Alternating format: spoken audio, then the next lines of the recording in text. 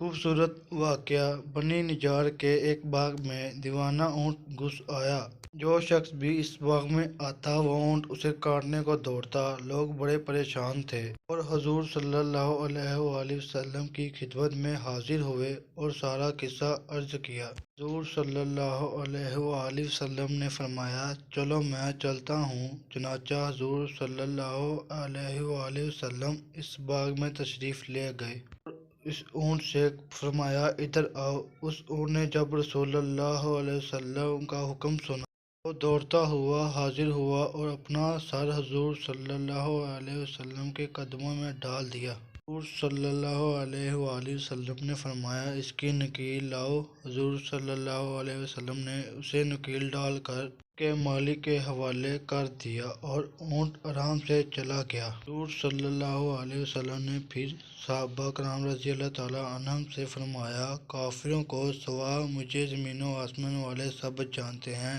میں اللہ کا رسول ہوں، حجت للعالمین۔